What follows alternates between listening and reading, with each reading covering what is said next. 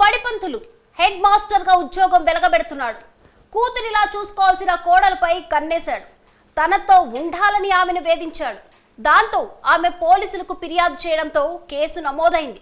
కానీ ఆ case withdraw చేసుకోవాలంటూ కోడలిపై దాడికి పాల్పడ్డాడు. మామ దాడితో ఇప్పుడు ఆ కోడలు ఆసుపత్రి పాలైంది. మరి ఆ మామ కోడల గురించి తెలుసుకోవాలని ఉందా? అయితే ఈ స్టోరీ చూడండి.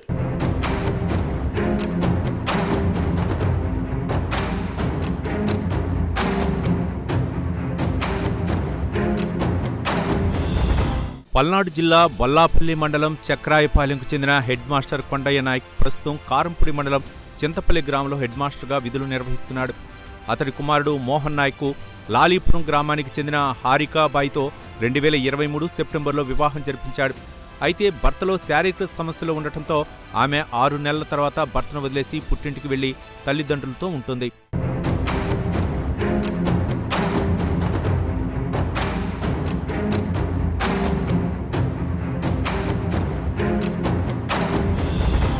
కొడుకును వదిలేసిన కోడలపై మామ కొండయ్య నాయక్ కన్నేశాడు.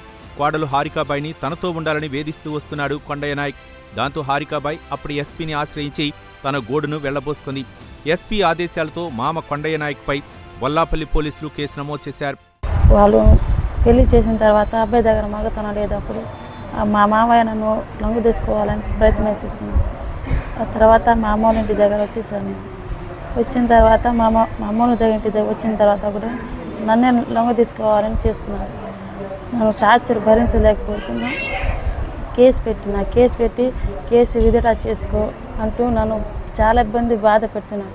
నన్ను నేను లొంగ చేసుకుంటా, నేను తాళి కడతానని నా రోజు బెదిరింపే. నిన్న రాత్రి వచ్చి నేను చంపేస్తా, నేను బతికి నువ్వు నా దగ్గర వచ్చేసి మా మావయ్య కొండయ్య నాయక్ రాత్రి వచ్చి నన్ను రాత్రి వచ్చి బాగా ఇబ్బంది పెట్టేశారు. టార్చర్.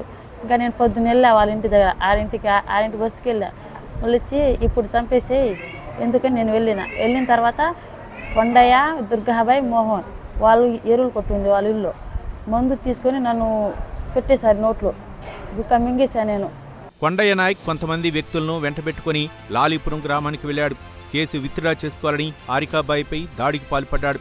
మామ ఆగడాలను ప్రశ్నించేందుకు మరుసటి రోజు హారికాబాయి తన బంధువులను వెంటబెట్టుకుని చక్రాయపాలెంకు వెళ్ళింది.